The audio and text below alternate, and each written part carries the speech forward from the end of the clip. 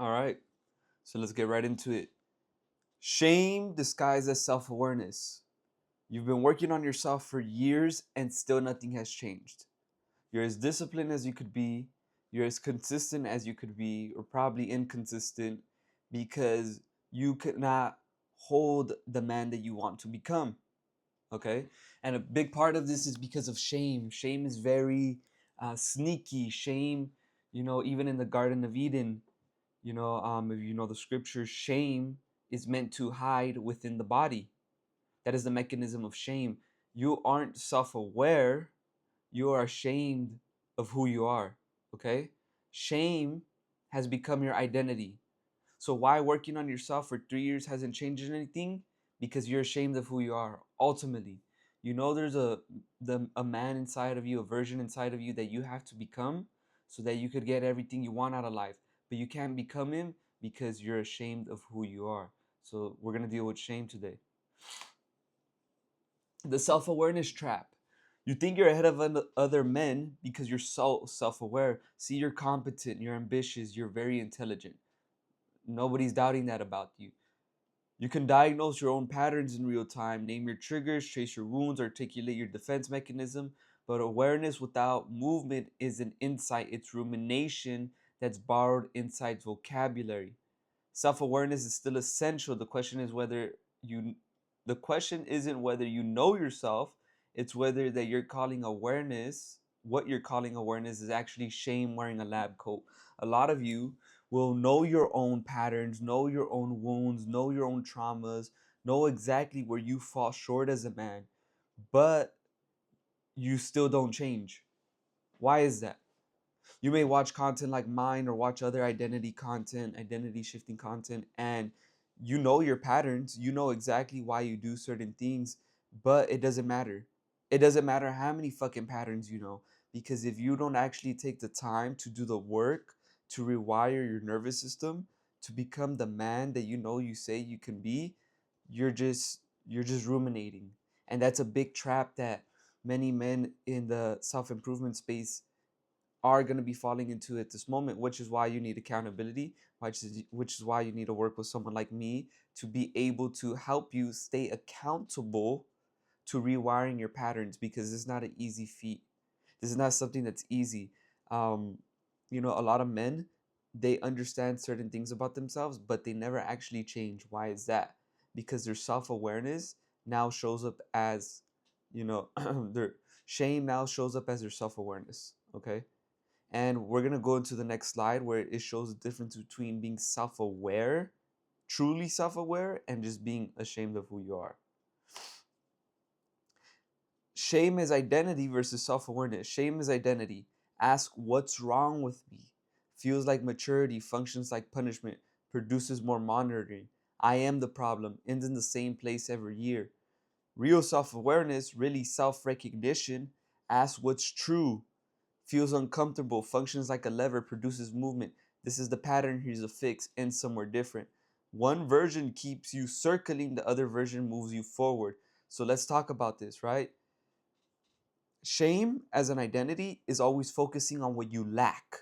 If you've ever been around someone who only thinks about what they lack in their life, they're always talking about what they don't have.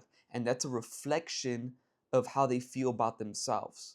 That's a reflection of, they feel they lack something within. So they're always asking themselves, what's wrong with me? Why can't I do X, Y, Z? Why am I not enough? Why don't I feel like enough? Maybe I'm so competent. Maybe I've already built businesses, etc., etc. Maybe I'm already successful, but I still feel like I'm not enough. I'm still not walking like the man I know I should be in the rooms that I should be leading. Why? Because you're ashamed of who you are. Shame has become your identity. So, what does this look like?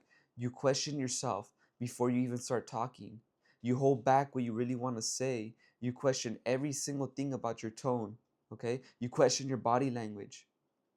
You may not, you may start looking at the way you speak and like, oh, why do I say that? Oh, you never really accept who you are.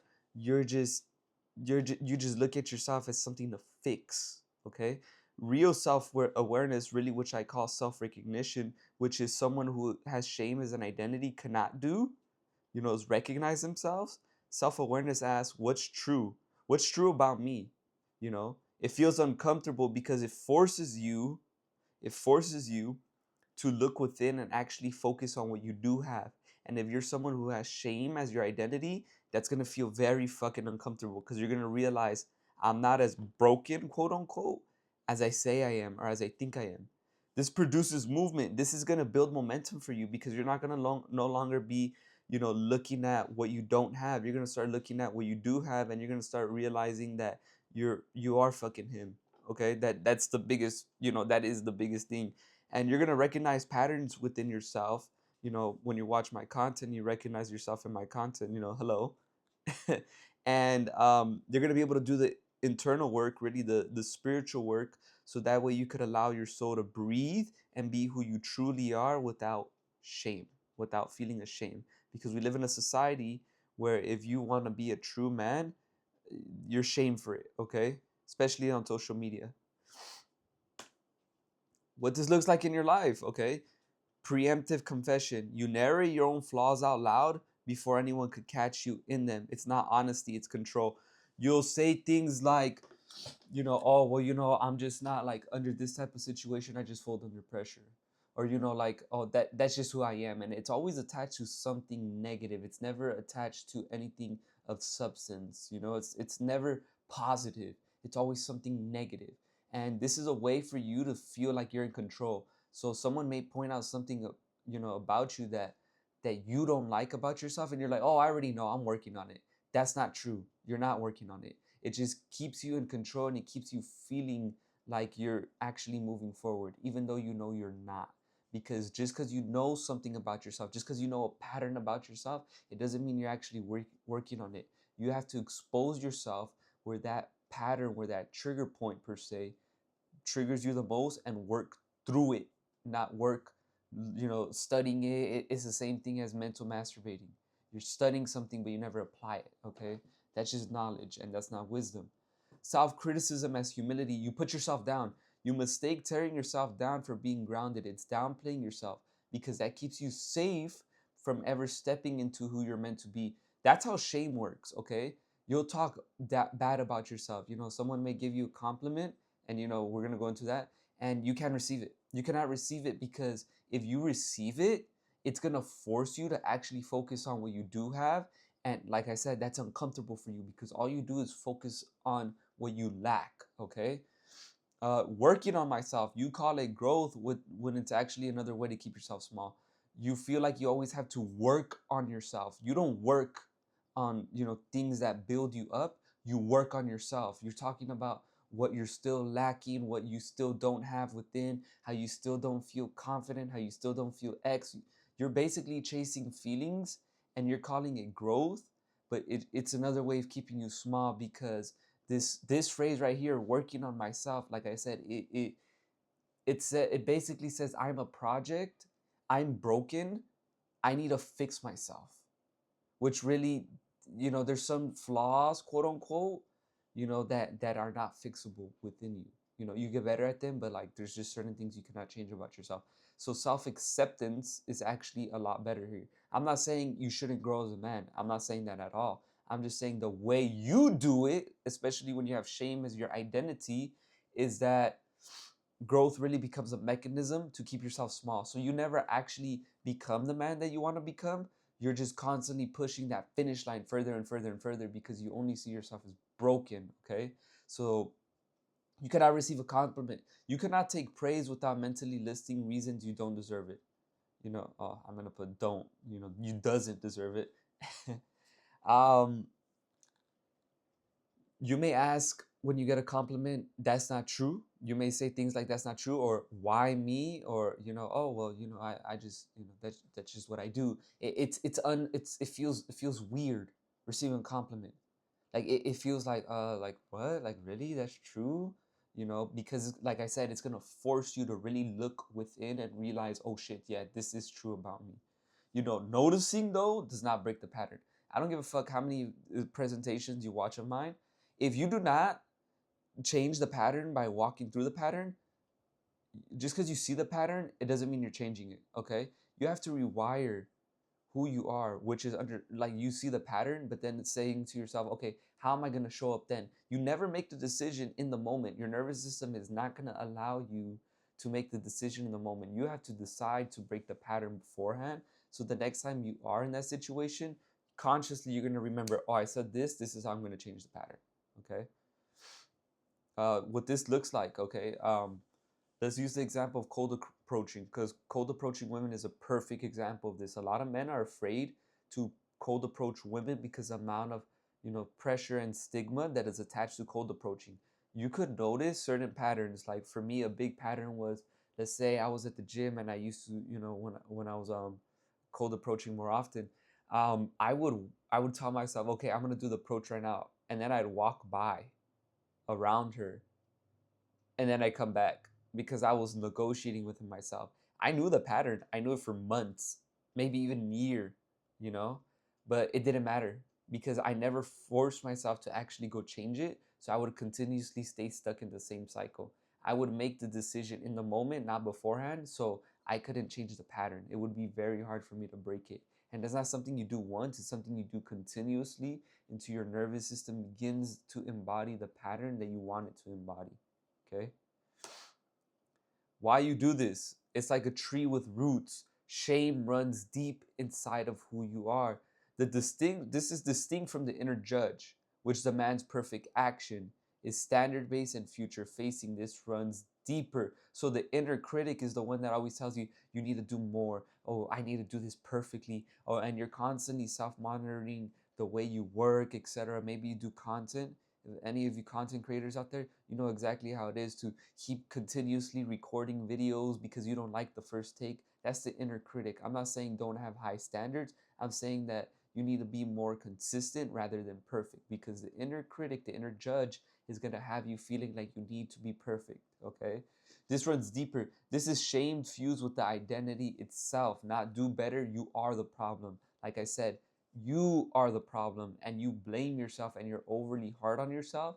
Even if you are competent, even if you are working on yourself consistently or working towards becoming a better man, you never actually accept the work. So you're working, but you're just pushing the finish line of who you're meant to become further. Of course, I guess you could say we're never finished, whatever that means. But, we constantly grow, we constantly change, and we constantly, well, rather, we adapt, because who we are stays the same. Our essence stays the same, but we adapt, okay? But you're constantly looking at yourself like you're the problem, okay? You overly blame yourself. You relabel it, because self-aware is dignified. So you call yourself things like self-aware, or I'm aware of who I am, blah blah blah. But ashamed isn't. If you say you're ashamed of yourself, that's saying that you're not really accepting of who you are. The reframe is the escape route, and it keeps you trapped. If I already know what's wrong with me, I'm ahead of the problem. You aren't. You just found a socially acceptable outfit for shame. I've noticed that a lot of women will do this. Oh, well, I'm working on myself, and I'm looking to become a better woman. But most oftentimes than not, they never really change. Why? Because they're just ashamed of who they are. Let's call it what it is. Men are exactly the same. So let's not go beating on women. And actually we have more responsibility. We actually, most oftentimes than not, we know what's going on. So, you know, excuse me. You're still running from who you are. That's the verdict. You're not self-aware. You're self-surveilled. Okay, you didn't grow past shame. You just gave it better vocabulary. The move from here isn't more analysis. It's action that doesn't wait for analysis to feel complete. Real change doesn't ask permission from your self-concept. It just happens. Okay, to keep it a buck, you're still running away from who you are. You're still ashamed of your masculinity because, like I said, we live in a society where masculinity it seeks permission from society to be who you are. You're a man, right? If you're a true man, you don't really seek permission from fucking anybody. You look at the Most High and you understand, okay, the Lord already gave me what I was meant to become, who I was meant to become. He already gave me the power to do so. Now I need to walk into it and accept it. Most men do not accept it. They run from who they are, which is keeping them stuck in the same cycles. Now we're getting to a point where you can know all the fucking patterns in the world about yourself, but it doesn't matter. You're self-surveilled. And that makes it worse because when you're surveilling yourself, when you're looking at your patterns and you're looking, oh, well, why do I bitch up here in this moment? Why don't I say what I want in this moment? Yeah, it creates more pressure to change who you are. And that pressure eats you up. It makes it harder for your nervous system to rewire. Anytime your nervous system feels pressure, you're going to put yourself in a situation where you're dysregulated and you're never going to be able to overcome these patterns. You have to talk to yourself as you would a kid, because shame is going to show up as self-critiquing, so, always thinking about lacking. It may even show up as loneliness. You may never feel like you're enough, and it's going to show up as an imposter syndrome. Shame is the reason for a lot of your tension and the reason that you're fighting that internal war within. It creates a lot of mental instability and feelings of unworthiness and just things that you really don't want to fucking deal with if you're not already dealing with already.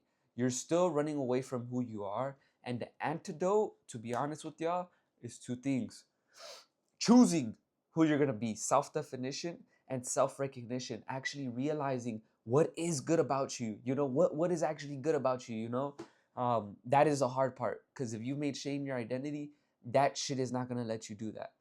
And that's all for today. All right, I hope you guys enjoy the content. We're going to continue making these presentations, and you know, I'm leaving a link down below so you could get my book, You're a Man Who Still Betrays Himself, that is going to go over the patterns and why you continuously betray the man that you say you want to be. And as I continue to work on this channel, I'm going to roll out the 1% program, 1% Man program for you guys, so I could work on with you one-on-one and help you rewire your identity, as I've gone through this myself. Especially this one. This was a huge one.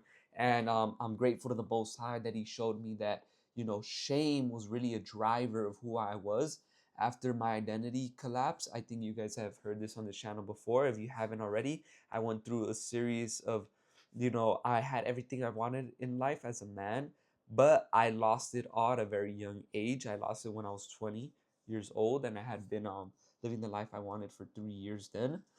And I did not have the identity to sustain the life I wanted. And after I lost everything, it created a lot of shame. So my shame became, my identity. My shame of me failing, quote unquote, of me not being able to handle the life that I wanted, became my identity. I no longer was accepting of who I was. I became ashamed of who I was because I didn't feel like that man was enough because of his failures. So my failures, my traumas, my wounds became my identity, and eventually shame became who I was. And I had to let go of all that self-hatred, all that, self-betrayal, because really I did not have the ability to forgive myself. And like I said, shame is very sneaky. Shame will only have you thinking about what you lack, and you become a project you never actually finish. Peace.